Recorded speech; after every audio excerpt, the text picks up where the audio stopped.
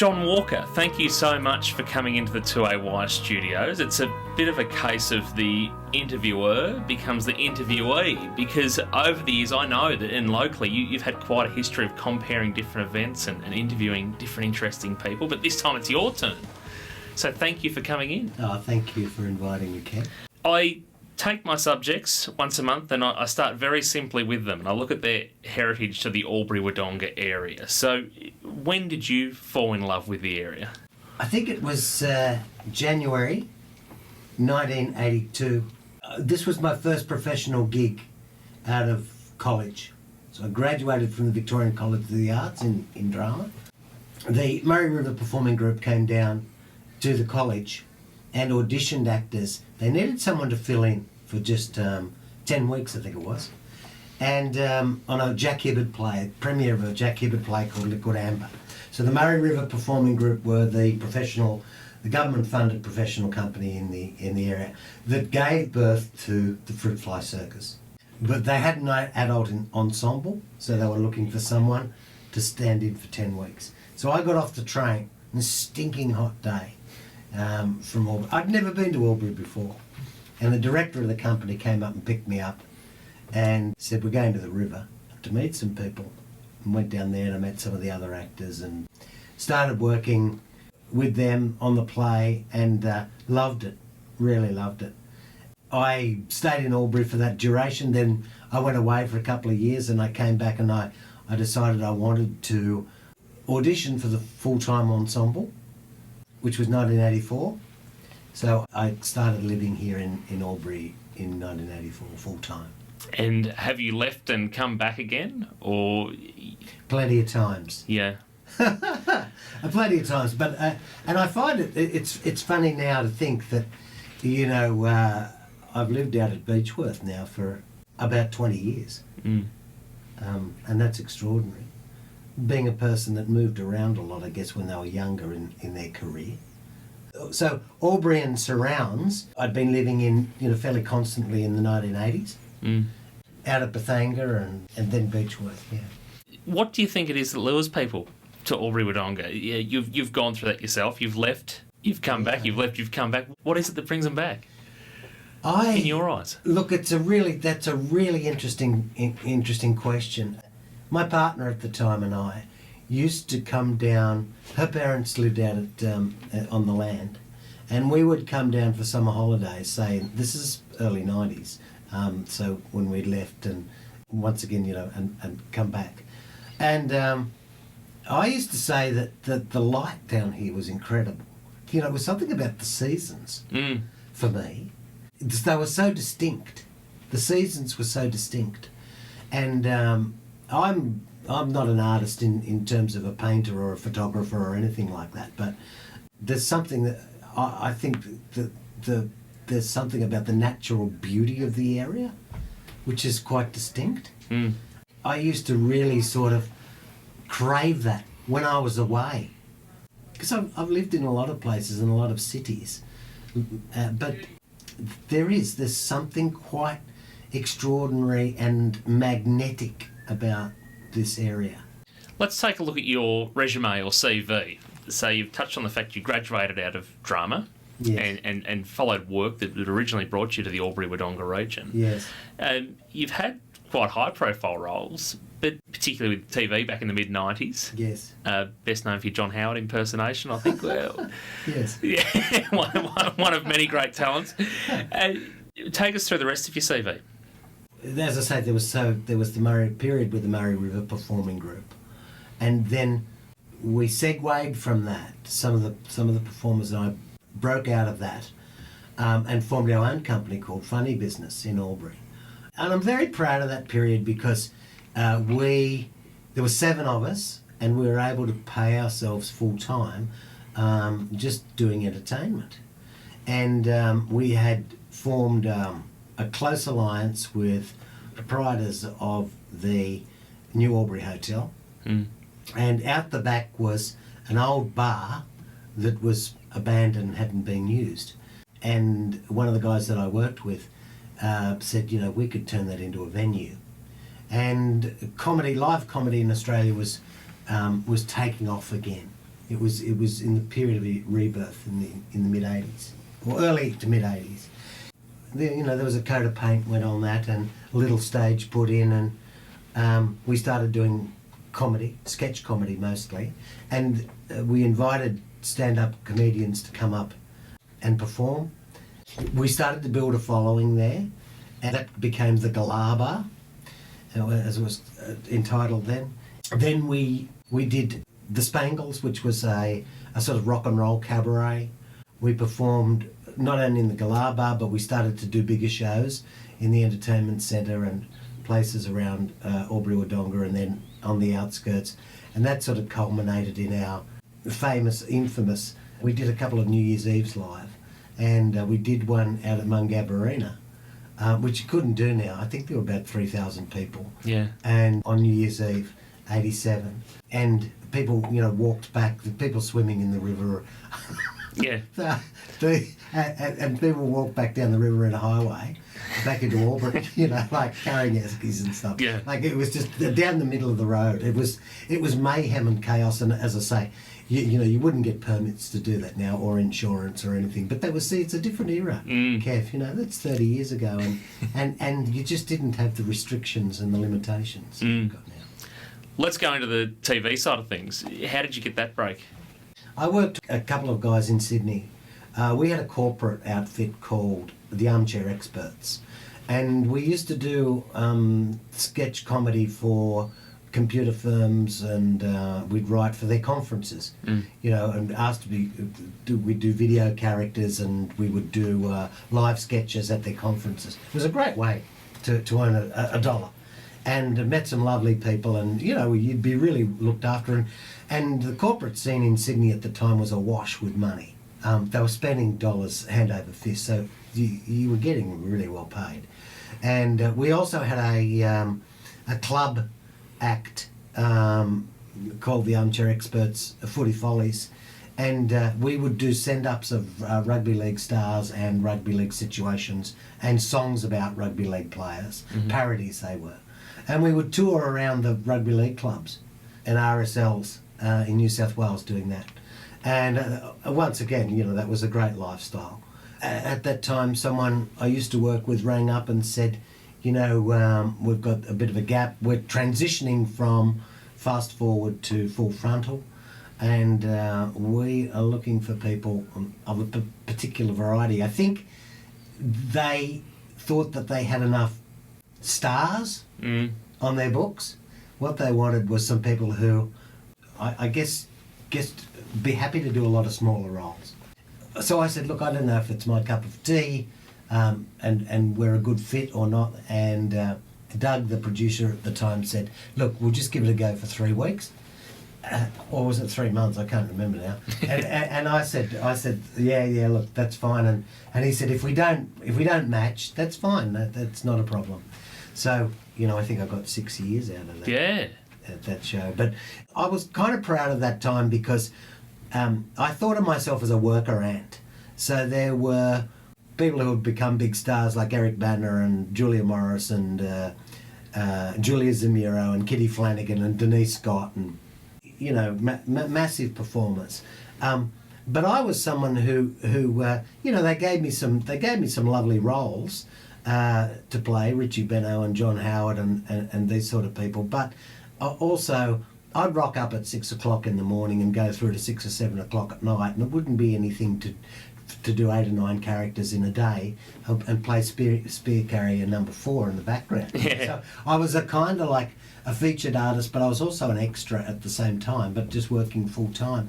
And I really loved that, and I'm very, very lucky to have had that in my life because not everyone gets to do that sort of stuff. Have those connections sort of carried on? Obviously, maybe not so more actively in recent years, but is there still a network of people that you ever associate with? Or?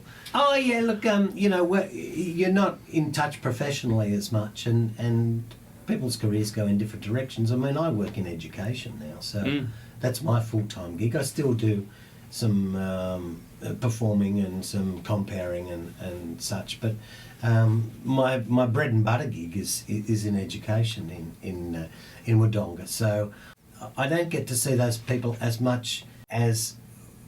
Having said that, I'm catching up with one of them next week.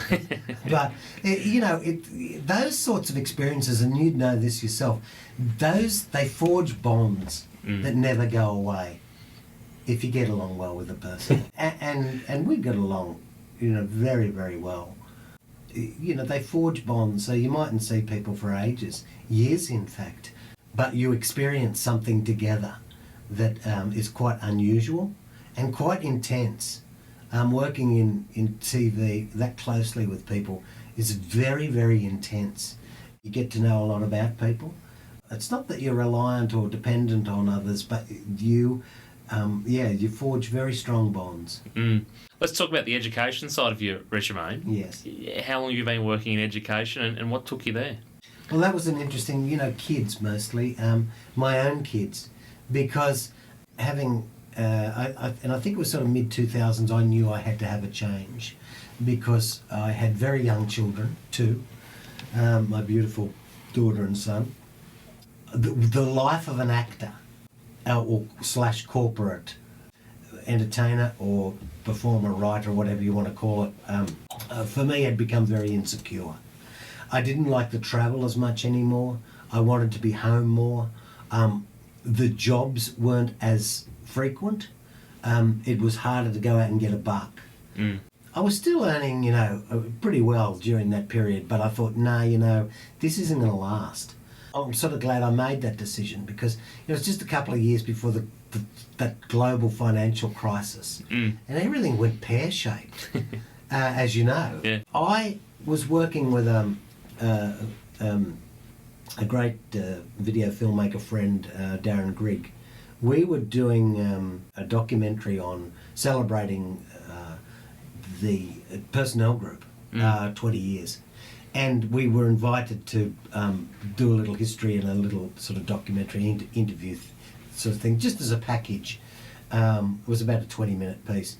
And I really liked doing that, and I liked the company. And so I went to the boss and I said, I'd like to have a crack at working with the... but I said, I don't know how to go back about that, and I've got no experience. And she said, well, they just come in for an interview. So that was working, helping people with disabilities into the employment scene scenario. So I worked there for a couple of years, and then and another company, Work Trainers, over in Wodonga.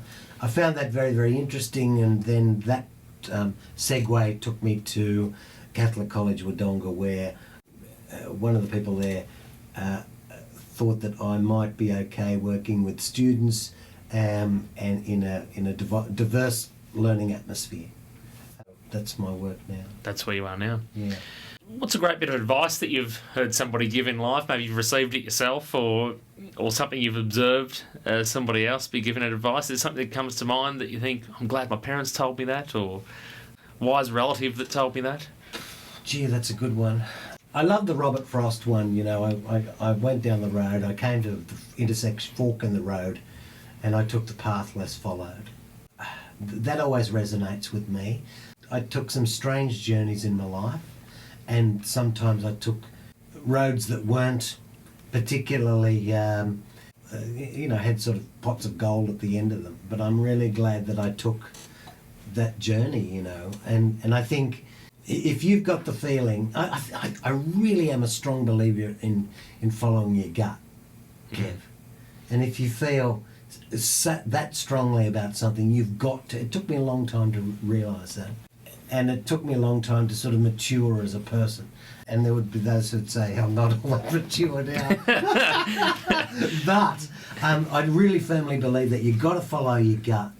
And if you really think something and feel something, then you've got to go out and do that thing. And the outcome doesn't matter. I know it sounds a bit of a cliche that, it's about the journey and all that sort of stuff. Well, I reckon it is.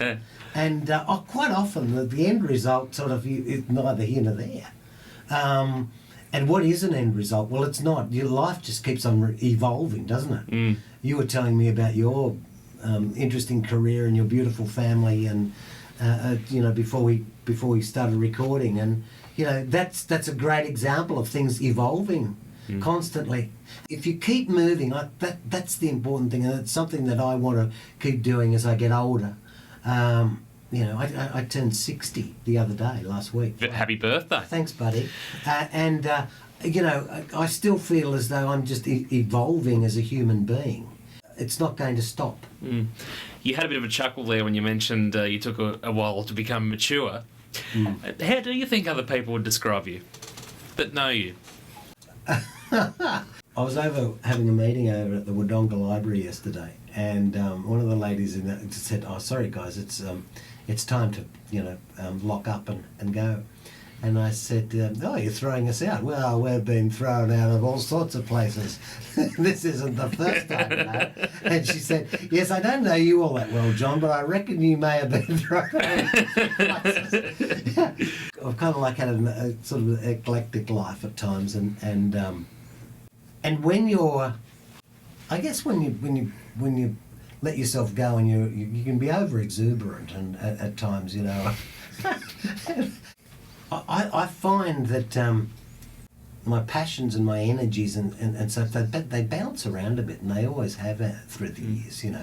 That's a personality trait, and I can be very and I guess people would say, I can be fabulous company, but I can also be very shy and reserved. Not insular, but quite reserved as a person. Yeah. And I think a lot of people, and yourself included, a lot of people who work in entertainment, whether it be radio, TV, or they're writers or performers or what, by definition they have a quiet, subtle side, and they must, because otherwise they'd go mad.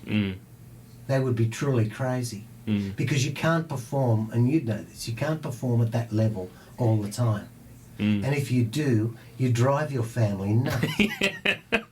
Don't you reckon? I've got a few mates who say that I'm far too happy early in the morning. It's not natural to be that happy. But I say, well, you've seen me in the evening. I'm much quieter. I've done my energy for the day by then. So. Yes, that can be a pitfall in the entertainment or media industry. That you can, unfortunately, leave your best at the office or the film location or whatever. You get home to your family and you've got nothing. That can be a danger. And I think that's why I wanted to change as well. I didn't want to become that person. I'd had a lot of mates who perhaps a little burnt out and felt as though that they gave their best to other people, and rather than their families and friends. Let's take a look at your hobbies and interests outside of, obviously, drama and has been a profession and no doubt a hobby at times. You've mentioned you live in Beechworth. Do you settle down with some mosaics on the weekend? Or what does John Walker do in his spare time? I didn't see that coming. The mosaic word. He was very good with mosaics. No, I don't. Hobbies, yeah, gee. I've got kids and dogs. Two beautiful kids, and that have their stuff that they've got to do, work, and one's still at school and playing hockey and music, and so you ferry them around a fair bit. A long time ago, my hobby was socialising wildly. That's gone, thankfully. So I do like my quiet times and reflection and spending time quietly with family. But I love to read, and I love to. I love to work, and I fill my weeks with a lot of work. And it's not only on the education side. I'm endeavouring at the moment to write my own a play. Because it's a long time since I've written a play, and I love writing. And I'm a little bit lazy, but I'm getting better. And I'm working on a couple of mates' plays, and I'm working on also a mate's film screenplay. So I get an enormous amount of kick out of that, because people come to you with an idea, and I love sitting down going, okay, so that sounds good, and maybe we could do this, and you could, if you wrote in that direction, and if that character needs a bit of, filling out. And I love that sort of stuff. That's a real hobby. And I love just hanging out with people who are creative, and you suddenly start working on stuff, and I really love that. I get a big kick out of that. What's an interesting thing you can tell me now that not many people know, maybe about you or in general? Well, I'm a mad traveller. I'm more, Mark Downey, who used to work on Fast Forward, she used to say, we were having a conversation at a telethon one night at Channel 7, and we were laughing because we both agreed, we could live in a hotel all our lives. I reckon I'm not a particular homebody. I'm at my happiest, and that's something that's sort of gone through life when I'm travelling and seeing new places. And that's a bit of a paradox at the moment and contradiction, because, I go to work 5 days a week and I go home to my kids, on the weekend. I'm one of those people who, when I take a break, a really great break for me, if I need 5 minutes in the day, is to get straight on the internet and look at prices to Sri Lanka, Thailand, Europe, and just fantasise about getting on a plane and going there, I really love travel. I've travelled in a lot of Australia, and again, there is something about the natural beauty of Australia that is, transfixing. What would you consider to be your biggest achievement in life so far, John?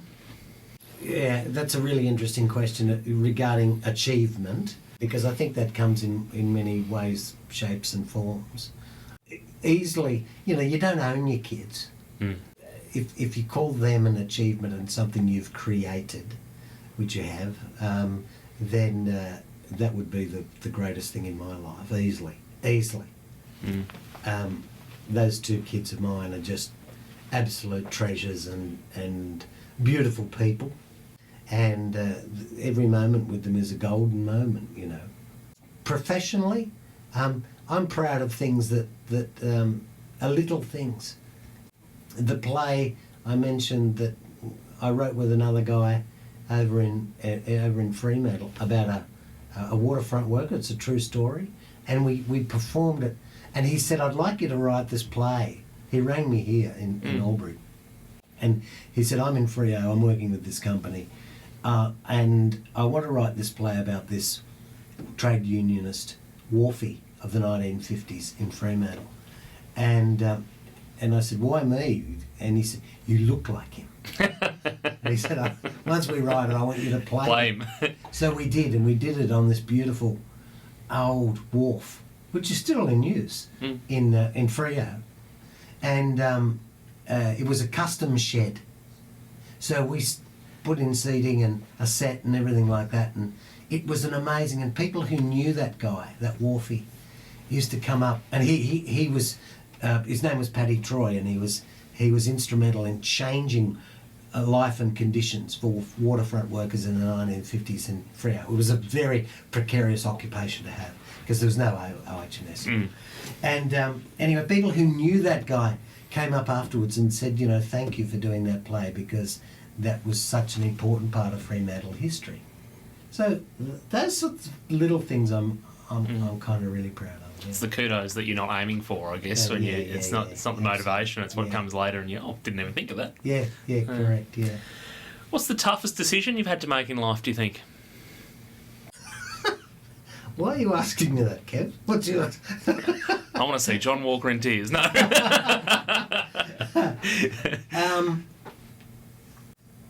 It's always difficult when you're changing jobs. If you have to make, sometimes the decision is made for you. Just got to move on. That contract's finished, so you've got to go to the next thing. I reckon one of the decisions that I had to face was personally. So that was professionally. Is that transitioning from perhaps one career to the next? Sometimes that happens naturally, sometimes not. But personally, I reckon I had to face some demons in terms of because I went through depression, a lot of depression and anxiety in the mid 2000s, and I had to actually make a conscious decision to go and explore that as to why it was there, and look at my own life and background, and that was very confronting, and something that's still with me today. Worth doing, not easy though. And I've and that led me into another area of, working with people and supporting people with depression and anxiety, which I still do today. I feel I have an understanding of that area because of my own experiences. But that was very, very difficult to open that door. It's not easy for a lot of people, and to go and explore the roots of your family and your own life, and dive right back into your childhood. It can be quite frightening. And did you find the trigger? At what point do you identify as being the start of depression for you? Well, that's really interesting because in my case, and perhaps that happens with a lot of people. I mean, there were events, the breakdown of a relationship, in the 2000s, which was the present the contemporary physical trigger. But in actual fact, as I went on, as I went on that journey of discovery, I found that in my case, my problems in that area stretched right back to about the time I was 5. Yeah. It seemed so obvious when I got some professional help. Yeah. And that person helped me to go back to then. It seemed so obvious that was the case, and yet I hadn't thought of that. So your persona, your characters that you developed over the years, did the professional you say the advice from? Did they say that it sort of put off that sort of feeling? And I guess from when you were 5 years old that you sort of were still carrying? Because I guess when you're acting and when you go, interesting, yes, you're someone different every time you step out the door. Yes, Kevin. Yeah. You're living as a character. Yep, and you can get rid of a whole lot of fear and tension and all sorts of stuff by playing, by acting and performing. And I look back now, and the first thing I wanted to be was. When everyone's 3 in the era that I grew up, and every boy wants to be a train driver. Yeah. And then when you get through that one, see, for me, it was commentating. I wanted to be a sports commentator. And so I would kick we lived out in the property out in central New South Wales, and my brother and sister were away at boarding school. So I used to kick a footy around the yard of the property and make up the commentary that went with it. So I could do the whole games, Parramatta versus St George. I could do the whole teams and and it was just me passing the ball to myself and kicking goals and all that sort of stuff. And then I had my drum kit with some garbage bins and a box, and I was so enamoured with a performer at the time, Jeff Beck, who was an amazing guitarist. And I used to, do the Jeff Beck group songs on my drum kit, which was absolutely perfect because you were on the property was a couple of thousand acres. So no one knew. Whether you were good or not. Yeah, and people used to say, and so I did a lot of public speaking through school and stuff like that. I was the go-to person because I had a very outgoing personality. Which was, I look back now, and that was masking and hiding an enormous amount of fear and anxiety and sadness, real true sadness, and that's how I coped. When part of growing up and part of maturing is being able to leave that, and not need to go out and talk and impress people and get rid of all that mask and veneer. That public image, and just be yourself. It's interesting that you share the story about kicking the football to yourself and commentating it, because I had the pleasure of interviewing Adrian Pertel from Albury Thunder, who went on to play NRL Yes. and overseas, Yes. and no doubt you've seen and heard his story before, but his story was very, very similar. You know, only had sisters, he had to kick a ball to himself. The passion was alive in his young age, similar to that, but he even now starts to talk about, well, is sports commentating somewhere that I go? So it's almost a parallel to you, Yes. which I find quite interesting as we sort of have these discussions about different unique people around the border. Yeah. What's the worst thing that's ever happened to you? I reckon I've been incredibly lucky. You know, when I go back to the childhood stuff, I can say there were some really harrowing times in my life. They were things that were pretty terrifying.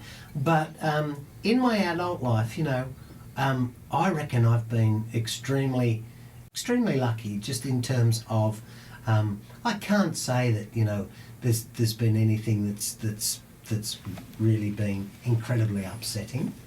You know, just in terms, I don't know, personally, you know, like, you lose people, but life and death are part of that's what happens. You know, you lose people, you lose friends, you lose pets, you lose jobs, you lose all sorts of houses. But, you know, golly, I mean, I was talking to someone the other day whose parents, they were bombed in the Second World War in London. They moved out to Australia. Their house was burnt down in Tasmania in the 1966 fires. They lost everything. They moved to Kinglake and they lost everything in the 2009 fires there. And you think, I've never experienced anything Yes. You're lucky. remotely like that. You know, you think of people overseas who go through tsunamis, volcanoes, you know, floods, war, terrifying torture, all this sort of stuff. I've never experienced any of that. You know, and you just got to go, oh, I've got to be so grateful. This is the thing that I'm really, this is my mantra now. Be grateful, be thankful. Yep. Grateful, thankful, empathy. Absolutely. Yeah. Absolutely. Yeah. What's the best thing that's ever happened to you? I know you touched on one of your greatest achievements being your children. I think you're right. Anyone who's a parent knows that feeling. It's a great thing. When they're first born, when they're young, when you watch them grow into teenagers and the things they go on to achieve. It's a great feeling. Yeah, yeah. What do you feel is the best thing that's ever happened to you? Well, Ever won the lotto? That'd be nice, wouldn't it? yeah. There's no the best thing. The best thing probably was, look, taking the risk. You know, taking the risk. Because I took the risk and went into entertainment industry. So from a very, pretty young age, and decided to study drama and go for it. No matter what it was. Just go for it. See what happened. See what happens. And through doing that, I've met some beautiful people, really, really beautiful, wonderful people. I've discovered a lot about myself and about, you know, how other people work. I didn't think a lot of it at the time, but I look back now and I've done and been to a lot of places and done a lot of things that other people haven't had the opportunity to do. So, you know, to travel and perform, to win, you know, awards or whatever. Yeah, I mean, it's sort of nice, but and you don't even think about it. But, you know, for other people, they're wonderful things, you know. To be on a TV show that had 1 million people watching it every week. And laughing. It didn't really seem like much at the time. But I look back on that now and go, golly, that's quite extraordinary, you know. Was it a heap of fun? Was that a highlight? Like a career highlight? It was a heap of fun, but you worked really hard. You had to work really hard, and that hard work is a good thing. Yeah, because it hones your craft. You would know that in your craft. You hone it by just continual practice and dedication to task. You work it really hard. And again, I've got an example of that is when John Howard got into power. I think it was March 1996, and Easter was coming up, and the producer of Full Frontal came to me and said, "We want you to play John Howard." And he had a whole stack of VHS cassettes in his arms. He had an armful. and he dropped them on me. He said, there you go home and study those. And so I was sharing a house in South Melbourne, and everyone went away for the weekend, for the long weekend of Easter, and I was left in the house, and it was just near the South Melbourne markets there, and it was icy cold weather that weekend, so it was perfect. So I just whacked on these VHSs all weekend, and I was I remember I was wandering around the house going, yeah, Jeanette, would you like a cup of tea? I'm going to have a shower first, then I'll make some breakfast, and then a cup of tea. You know, all Australians, apart from tax reform, of course, love a cup of tea. And so walking around practicing John Howard, you know, and we used to film 2 days in the studio and 2 days out on location, and then on a Friday would be you'd have a live audience. So I think I got back to work on the Tuesday after Easter, and we were set to film the first John Howard sketches that we did. And Glenn Butcher, who's still a fabulous mate of mine, he was hilarious. He was Paul Keating. He did a fabulous Keating, Glenn. And we were in a sketch together where I was Howard. We did it, and the crew all applauded, and the director came up and said, I think we've got something, you know, and we can continue this, you know. It's Howard and Keating, and Dana Reed did a great Pauline Hanks. I don't like it. So all of that kicked off, you know, and again, I say, you know, to have the opportunity of doing that is something that a lot of people don't get. So I feel very grateful, yeah.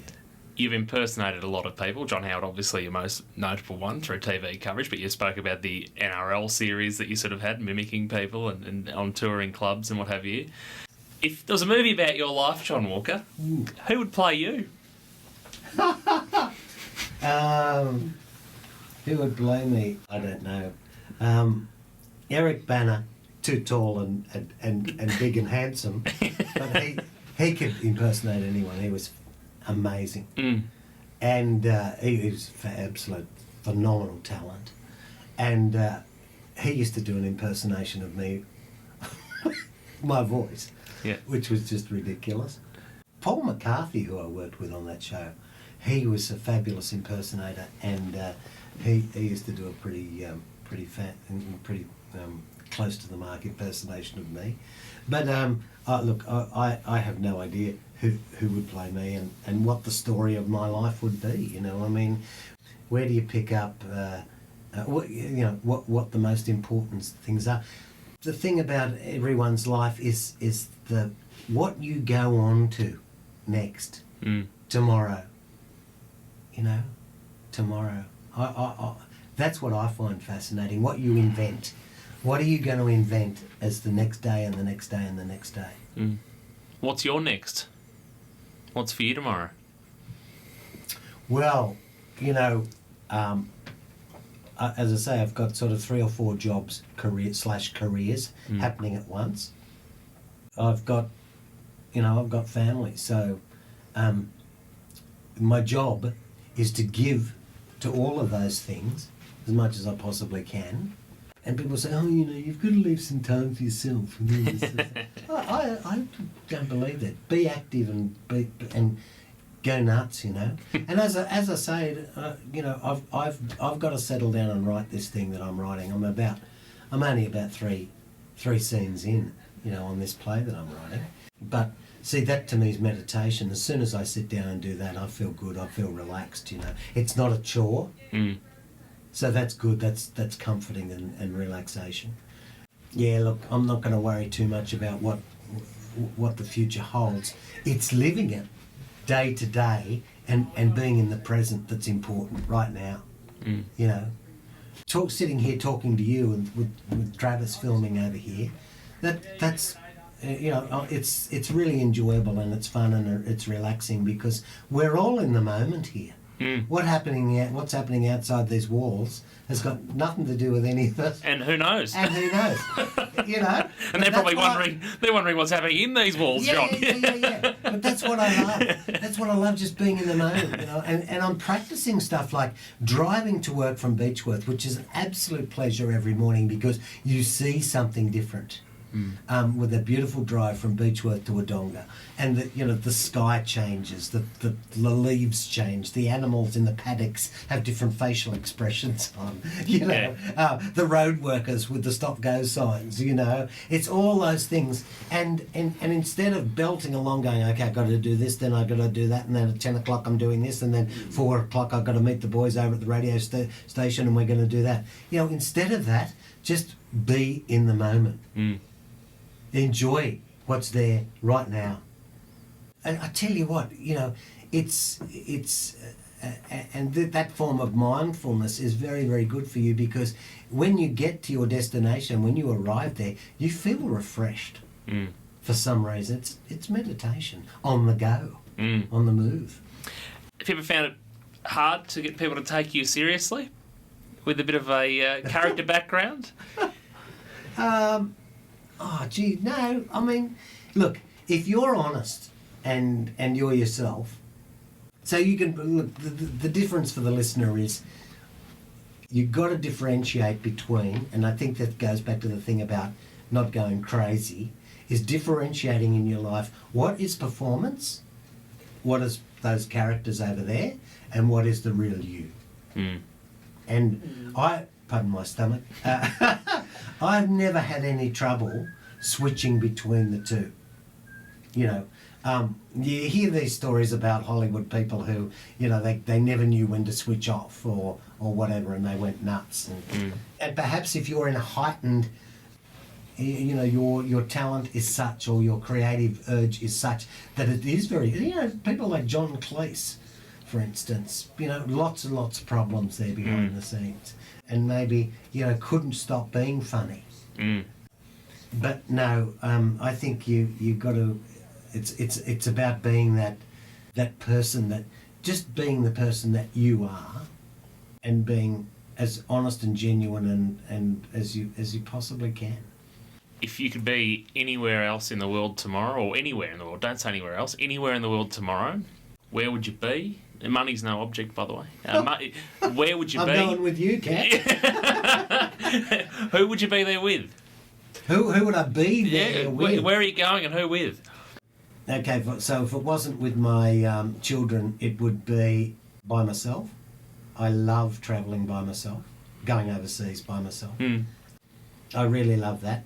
And someone with a camera and a microphone, and we would go and interview people in Afghanistan or wherever we were, and we would make a documentary, we would make a show. And then we would go off and party and eat and go off and get some R&R, and then we'd go somewhere else, Travis and I, and we'd go somewhere else and we'd do it all over again. We would sit in hotels and we would write a script, and we would say, okay, and that person down the road, remember that tea shop we walked by? Yeah. The guy that ran that looked really interesting. Why don't we go back and interview him about the political situation here, see if he'll talk to us. And then maybe he'll say, yeah, come to my home, and meet my family. And then we go in there, we talk to them, and then we write this. You know what I mean? Yeah. I love a working holiday like that, I got the opportunity to do, Darren Grigg and I, once again, working with Darren, we got the opportunity to make a thing about farm forestry in Indonesia, in Java. Now, prior to that, I'd made a little one about some of the islands of Indonesia and the way farm forestry impacted there, and doing that sort of stuff is it's mind-blowingly fun. It's fabulous fun. And working in different cultures and filming and telling that person's story of a different culture and the way they live is, again, something that's a real privilege to do. If we sit down again in 5 years, do this same process again, what's going to have changed, do you think?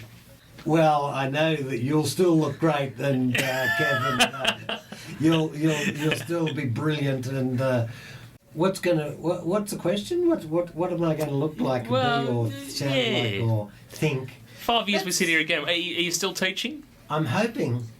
Yeah, look, I'm hoping one of the things I would really like to move into is working in helping people from other cultures who have come to Australia, who are struggling with English and the everyday concepts of living in a Western culture. You know, when that's not their background. That kind of thing I find fascinating and a little bit frightening as well, because I think refugees in particular who come to Australia, wow, you know, they've been sort of foisted into this new society that they know absolutely nothing about. I'd kind of like to be assisting there in some way, shape or form, yeah. Excellent. Well, John Walker, thank you for taking some time to sit down here in the 2AY studios with me. And I look forward to seeing what you do next, and look forward to crossing paths again to see many more of your impersonations and what have you when you next host a function. It's been an absolute pleasure talking with you, Kevin, meeting you again, and have a great weekend and enjoy that beautiful family of yours. Thanks, John Walker, 2AY.